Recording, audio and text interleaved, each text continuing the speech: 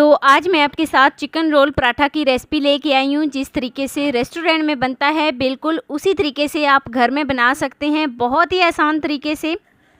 Restaurant में किस तरीके से सॉस इस्तेमाल किया जाता है चिकन रोल पराठे के लिए, वो चिकन की भुनाई जब करते हैं तो कौन सा तरीका इस्तेमाल करते हैं, किस तरीके से चिकन की वो भुनाई करते हैं, कौन सी चीज़ उसमें शामिल करते हैं कि वो पराठे दिल करता है कि बंदा एक की बजाय 10-10 खा जाए।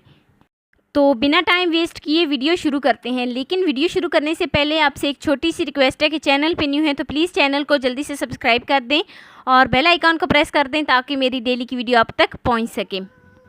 तो चलिए शुरू करते हैं। बिस्मिल्लाहिर्रहमानिर्रहीम। तो यहाँ पर मैंने 2 कप आटा लिया है। ये आटा बाज़ार वाला आटा है, ये चक्की वाला आटा नहीं है। जो बाज़ार से आटा मिलता है ये वो आटा है। तो इसमें मैं शामिल करूँगी 2 कप आटा, और आटा शामिल करने के बाद मैं इसमें शामिल करूँगी हाफ़ टी स्पून नमक, और नमक शामिल करने के बाद हाफ़ टेबल स्पून यहाँ पर मैं इसमें घी शामिल करूँगी। घी जो है ना ये पराठे को बहुत ज़्यादा क्रिस्पी बनाएगा। तो बहुत ही अच्छे तरीके से मिक्स कर लेती हूँ। तो 1 गिलास मैंने पानी लिया है, पानी को मैं थोड़ा थोड़ा करके शामिल करूँगी और बहुत ही अच्छे तरीके से मिक्स कर लूँगी और बहुत ही खूबसूरत सी एक डो तैयार कर लूँगी।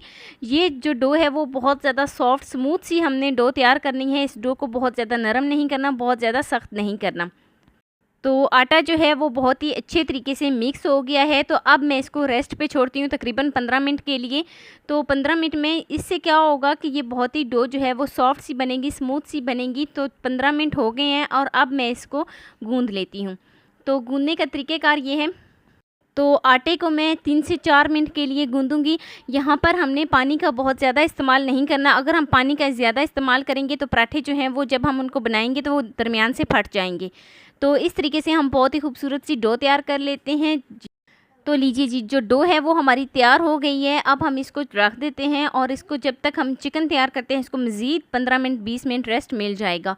तो 15-20 मिनट ही लगेंगे चिकन तैयार करने में। तो यहाँ पर मैंने बोनलेस चिकन लिया है। चिकन को मैंने साफ़ करके बहुत ही अच्छे तरीके से धो लिया था। तो अब मैं चिकन को मज़ीद जो है वो 2 पीसेस में डिवाइड कर दूँगी।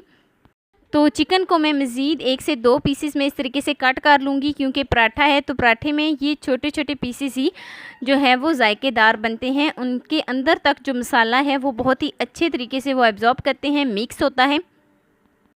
तो लीजिए जी, चिकन की कटिंग हो गई है और चिकन की कटिंग करने के बाद अब दोबारा इसको इस टोकरी में डाल लेती हूँ।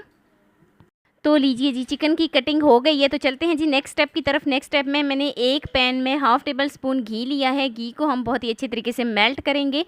तो जैसे ही घी बहुत ही अच्छे तरीके से मेल्ट हो जाएगा तो अब मैं इसमें चिकन शामिल करूँगी, और चिकन शामिल करने के बाद मैं इसको बहुत ही अच्छे तरीके से मिक्स कर लेती हूँ। तो चिकन को मैं लो टू मीडियम फ्लेम पे पकाऊंगी। तो देखें कुछ सेकंड ही मिक्स करने के बाद इसका काफ़ी हद तक कलर जो है वो चेंज होना शुरू हो गया है। तो जैसे ही इसका कलर जो है वो थोड़ा बहुत चेंज हो जाए तो अब हम इसमें शामिल करेंगे 1 से 2 अदद हरी मिर्च। हरी मिर्च को यहाँ पर मैंने इस तरीके से गोल गोल कट कर लिया था। तो हरी मिर्च शामिल करेंगे। यहाँ पर मैं इसमें केचप शामिल करूँगी, और केचप शामिल करने के बाद बहुत ही अच्छे तरीके से मिक्स कर लूँगी। तो बहुत ही अच्छे तरीके से मिक्स करने के बाद कुछ सेकंड इसको मिक्स करने के बाद अब मैं इसमें शामिल करूँगी व्हिपिंग क्रीम।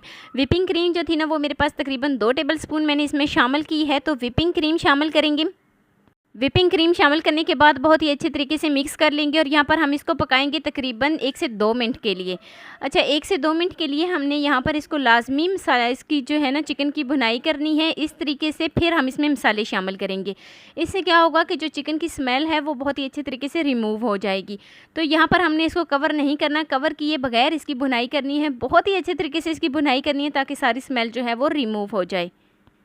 ये वाला जो स्टेप है ना ये बहुत ही अहम स्टेप है। अगर हम इसमें मसाले शामिल कर दें, साथ ही हम इसमें मसाले ऐड कर दें, तो चिकन की जो स्मेल है वो ख़त्म नहीं होगी, बल्कि वो चिकन से जब पराठा खाएंगे या वैसे भी चिकन हम बनाएं तो वो आती रहती है।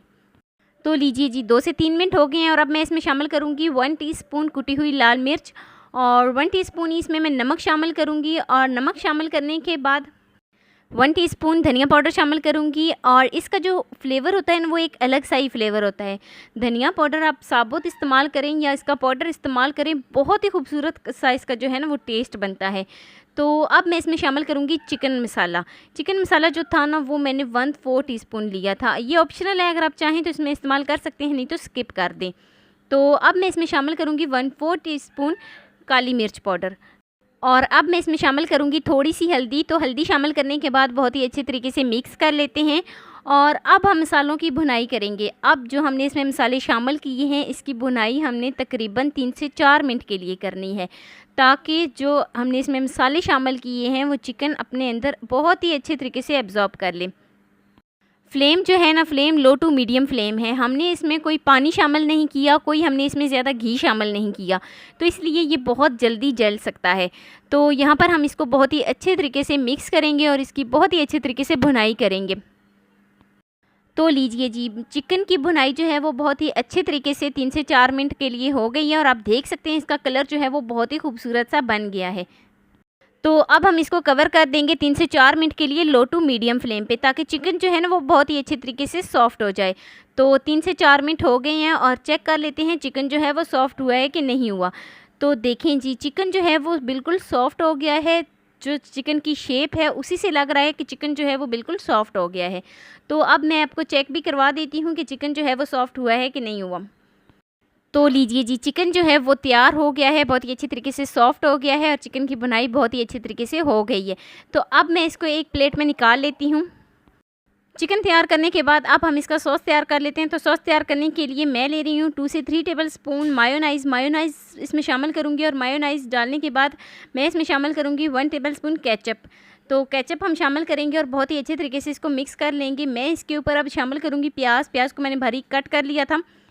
तो अब हम इसमें प्याज शामिल करेंगे और थोड़ी सी इसमें हरी मिर्च पाउडर शामिल करेंगे। तो जैसे ही हम हरी मिर्च पाउडर शामिल करेंगे तो इसको मिक्स कर लेते हैं। आपके पास कुछ भी हो, बंद गोभी हो या कुछ भी हो, तो आप इसमें शामिल कर सकते हैं और बहुत ही अच्छे तरीके से मिक्स करेंगे। और लीजिए जी, सॉस जो है वो भी तैयार हो गई है और जो हमारी चिकन है वो भी तैयार हो गई है। तो जो मैंने शुरू में डो तैयार की थी उसके मैं यहाँ पर छोटे छोटे पेड़े बना लेती हूँ। तो थोड़ा सा हम जो है ना वो आटा लेंगे और उसके छोटे छोटे पेड़े बना लेंगे। बहुत ज़्यादा बड़े हमने इसके पेड़े नहीं बनाने, बस हल्के से बनाने हैं, छोटे छोटे बनाने हैं। ना ही बहुत ज़्यादा छोटे हों और ना ही बहुत ज़्यादा बड़े हों, बस दरमियाने साइज़ के बनाने हैं। तो इस तरीके से मैं एक खूबसूरत सा पेड़ा बना लूँगी। तो जितने भी हमारे पास डो है उस सारे के हम पेड़े बना लेंगे। तो लीजिए जी, सारे पेड़े जो हैं वो बन गए हैं। अब चलते हैं जी नेक्स्ट स्टेप की तरफ। एक पेड़ा उठाएंगे और उसकी इस तरीके से एक रोटी बेल लेंगे। हल्का सा इसमें खुशका लगाएंगे और खुशका लगाने के बाद इसको मैं बहुत ही अच्छे तरीके से बेल लेती हूँ। अच्छा, यहाँ पर जो रोटी है ना, इसको हमने बहुत ज़्यादा मोटा भी नहीं रखना और बहुत ज़्यादा पतला भी नहीं रखना, बस दरमियाने साइज़ का रखना है। तो अब मैं इसको बेल लेती हूँ। तो रोटी को यहाँ पर मैंने बेल लिया है, बहुत ही गोल मटोल सी हमारी रोटी जो है वो बन गई है।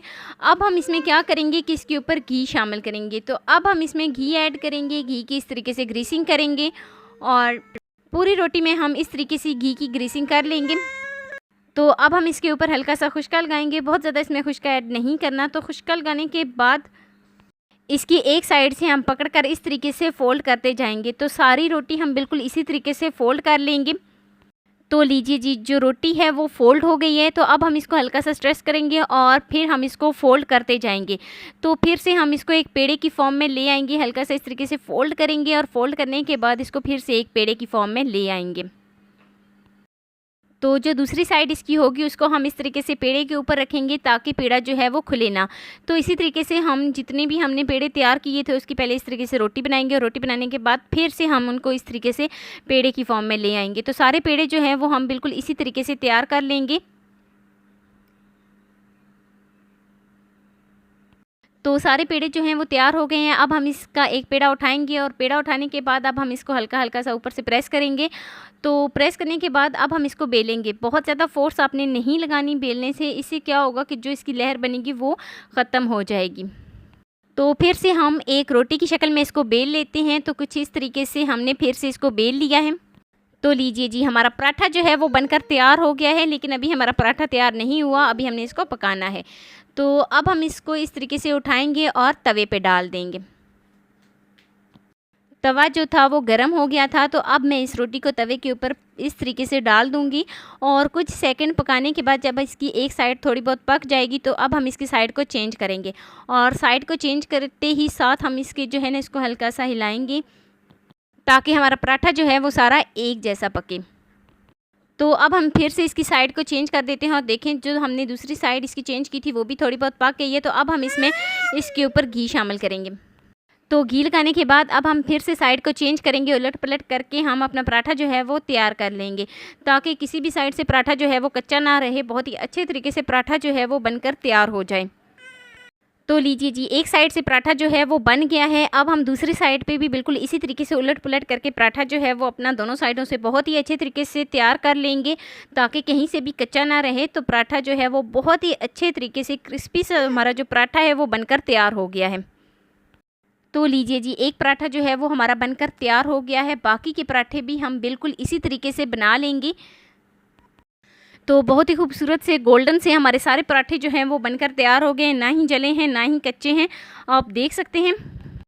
तो अब हम एक पराठा उठाएंगे और उसको एक प्लेट में रखेंगे, और प्लेट में रखने के बाद आप देख सकते हैं पराठा जो है वो बहुत ही सॉफ्ट सा स्मूथ सा पराठा बना है।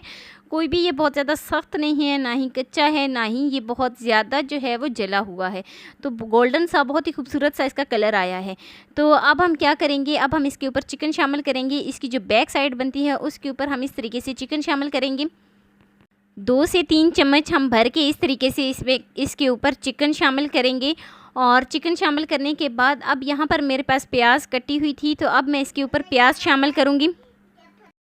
तो प्याज शामिल करने के बाद आपके पास अगर बंद गोभी है तो वो भी शामिल कर सकते हैं, टमाटर शामिल कर सकते हैं, हरी मिर्च शामिल कर सकते हैं, धनिया शामिल कर सकते हैं, जो आपका दिल करे आप कुछ भी इसके ऊपर शामिल कर सकते हैं।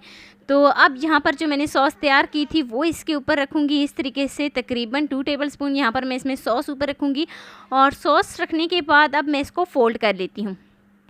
तो दोनों साइडों से मैं इसको फ़ोल्ड कर लेती हूँ इस तरीके से, और फ़ोल्ड करने के बाद ऊपर इस तरीके से एक स्टिक लगा दूँगी, ताकि पराठा जो है वो खुले ना। बटर पेपर लगा के इस तरीके से रोल कर दें या स्टिक लगा दें, कुछ भी लगा दें, पराठा जो है वो खुले ना। तो बाकी सारे पराठे मैं बिल्कुल इसी तरीके से तैयार कर लूँगी। तो लीजिए जी, सारे पराठे जो हैं वो हमारे तैयार हो गए हैं।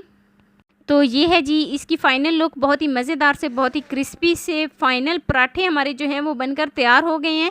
तो मैं उम्मीद करती हूँ कि मेरी आपको आज की वीडियो पसंद आई होगी। तो वीडियो आपको ज़रा सी भी अच्छी लगी हो तो लाइक कर देना। फर्स्ट टाइम है चैनल पे तो चैनल को लाजमी सब्सक्राइब कर देना, और बेल आइकॉन को प्रेस कर देना, ताकि मेरी डेली की वीडियो आप तक पहुँच सके। दोस्तों के साथ, रिश्तेदारों के साथ शेयर लाजमी करना। तो मिलते हैं नेक्स्ट वीडियो में एक नई रेसिपी के साथ। अपना बहुत सारा ख्याल रखना, अपने से ज़्यादा दूसरों का। अल्लाह हाफिज़।